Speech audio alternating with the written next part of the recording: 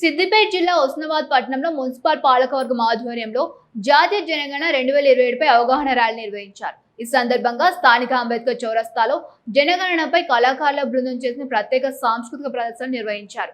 ఎలాంటి అపోహలు లేకుండా ప్రజలందరూ తమ వివరాలను 16వ జాతీయ జనగణనలో నమోదు చేయించుకోవాలని మున్సిపల్ చైర్మన్ దండి లక్ష్మి, కమిషనర్ మల్లికార్జున్ పట్టణ ప్రజలను కోరారు. 2021లో జరగాల్సిన జనగణన కోవిడ్ కారణంగా వాయిదా పడి 2027 ఫిబ్రవరిలో జరుగుతోందని తెలిపారు.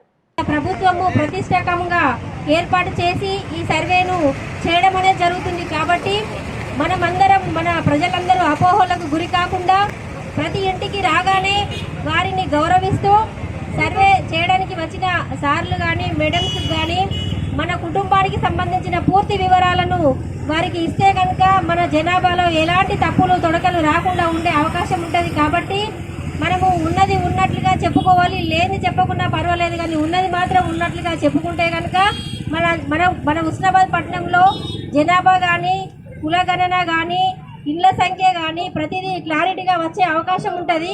కాబట్టి దాబరికాలు లేకుండా ఒక ఇల్లు ఉన్నా 2 ఇల్లులు ఉన్నా ప్రతిదీ కూడా క్లియర్గా మనం సమాచారాన్ని ఇవ్వాల్సిందిగా మన ప్రజలందరికీ కూడా మేము తెలియజేస్తున్నాము. దాదాపుగా మనకు వార్డుకు సర్వేకు వెళ్తున్నప్పుడు మా వార్డులో ఉన్న కౌన్సిలర్స్ని వారిని కలిసి అక్కడ నుండే మీరు స్టార్ట్ చేస్తే కనుక మా వంతు సపోర్ట్ను కూడా మేము అందిస్తాము. అందరూ కూడా ఎన్యూమరేటర్లు వచ్చినప్పుడు వారి ఎన్యూమరేటర్కు మేము ఆల్రెడీ ఐడెంటిటీ కార్డు కూడా ఇచ్చాము. కాబట్టి ఎన్యూమరేటర్కు సహకరించి ప్రజలందరూ కూడా మీ యొక్క అన్ని వివరాలను కూడా ఎటువంటి సంకోచం లేకుండా గోప్యత లేకుండా అన్నీ ఉన్నది ఉన్నట్లు చెప్పాలనే అవగాహనతోటి ఇది మరి ఈ కార్యక్రమాన్ని ఏర్పాటు చేయడం జరిగింది.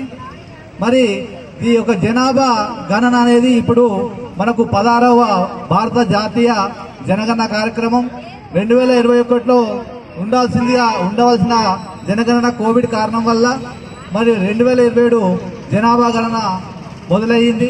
దీనిలో 2 విడతలుగా ఉంటుంది. మొదటి విడత మనకు గృహాల గణన జరుగుతుంది ఇప్పుడు.